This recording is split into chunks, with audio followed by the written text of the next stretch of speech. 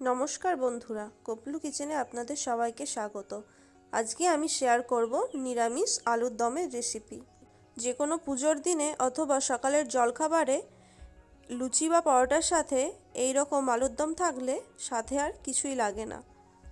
চলুন তাহলে আজকের এই দারুণ স্বাদের রেসিপিটা শুরু করা যাক। আলুর দম বানানোর জন্য আমি 4 পিস গোটা আলু নিয়েছি। এগুলিকে খোসা ছাড়িয়ে ভালো করে ধুয়ে কুকারের মধ্যে সেদ্ধ করে নেব। কুকারের মধ্যে এগুলোকে আমি 70% সেদ্ধ করে নেব। এর মধ্যে আমি হাফ টিস্পুন লবণ দিয়ে দেব। লবণ দিয়ে ভালোভাবে মিশিয়ে নিয়ে কুকারের ঢাকনাটা লাগিয়ে দিচ্ছি। এবার এটিকে 3টে সিটি দিয়ে নামিয়ে দেব। আলুগুলো সেদ্ধ হয়ে যাওয়ার পর নামিয়ে নিয়েছি। এবার এগুলিকে ছুরি দিয়ে 2 টুকরো করে কেটে নিচ্ছি। আমি গোটা অবস্থায় দিয়েছিলাম, কারণ টুকরো করে দিলে বেশি সেদ্ধ হয়ে যাবে, যার ফলে আলুগুলো কুকারের মধ্যেই ভেঙে যেতে পারে। এবার কড়াইয়ের মধ্যে পরিমাণ মতো সরষের তেল দিয়ে দিচ্ছি। তেল দিয়ে ভালো করে তেলটা গরম করে নেব। এরপর ওর মধ্যে আলুর টুকরোগুলো একে একে দিয়ে দেব। আলুগুলোকে হালকা লাল করে ভেজে নেব।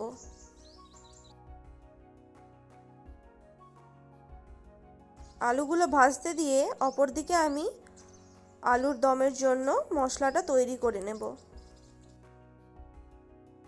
যার জন্য নিয়েছি একটি গোটা টমেটো, 2 ইঞ্চের মতো আদা এবং 4টি কাঁচা লঙ্কা। আলুগুলো হালকা লাল করে ভেজে নিয়েছি। এবার এগুলিকে একটি প্লেটে তুলে নিচ্ছি।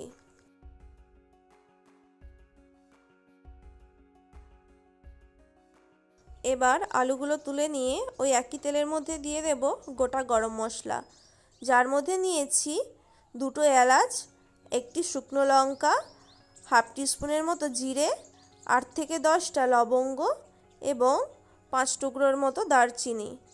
মশলাটা হালকা ভেজে নেব। এবার ওরই মধ্যে দিয়ে দেব 1/4 টিস্পুন চিনি। চিনিটা এখানে দিলাম কারণ এর কালারটা খুব সুন্দর আসবে। চিনিটা ভালো মতো গলে যাওয়ার পর এবার ওই তেলের মধ্যেই দিয়ে দেব 1/4 টিস্পুন হিং। যেহেতু আমি নিরামিষ রেসিপি তৈরি করছি, সেই জন্য এতে অল্প হিং দিলাম। এবার ওরই মধ্যে দিয়ে দেব টমেটো পেস্ট। টমেটো পেস্টটা এখানে একটু ভালো করে ভেজে নিতে হবে। টমেটো ভালো মতো ভাজা হয়ে গেলে এবার ওর মধ্যে দিয়ে দেব আদা আর কাঁচা লঙ্কার পেস্ট। এটিকেও 2 মিনিটের মতো লো টু মিডিয়াম ফ্লেমে একটু ভেজে নিতে হবে। মশলাগুলো ভালো মতো ভাজা হয়ে গেলে এবার ওর মধ্যে দিয়ে দেব হাফ টিস্পুন লবণ, হাফ টিস্পুন হলুদ গুঁড়ো, 1 টিস্পুন রেড চিলি পাউডার এবং 1 টিস্পুন জিরে আর ধনে বাটা।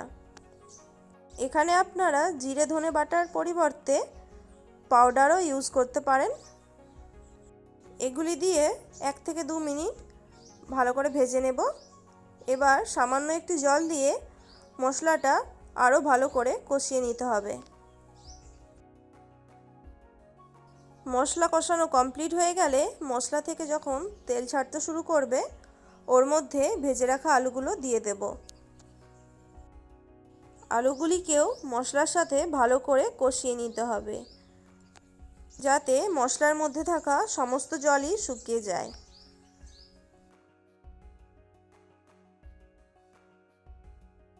আলুগুলো ভালো মতো কষানো হয়ে গেলে এবার ওর মধ্যে দিয়ে দেব পরিমাণ মতো গরম জল।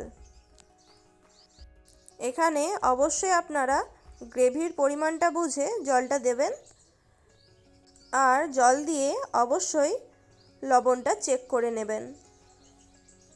আলুগুলো যেহেতু আমি আগেই 70%-এর মতো সেদ্ধ করে নিয়েছিলাম, এখন এই ঝোলের মধ্যে বাকি 30% সেদ্ধ করে নেব।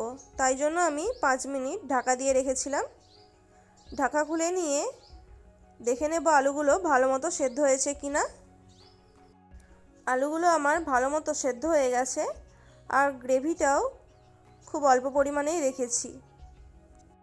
এবার ওর মধ্যে দিয়ে দেব কুচিয়ে রাখা ধনেপাতা। খুব অল্প সময়ের মধ্যেই আমার আলুর দম তৈরি হয়ে গেছে। এবার এটি লুচি বা পরোটার সাথে খাওয়ার জন্য একদম তৈরি। সকালের জলখাবারে কিংবা যে কোনো পুজোর দিনে আপনারাও এইভাবে নিরামিষ আলুর দম তৈরি করে নিতে পারেন।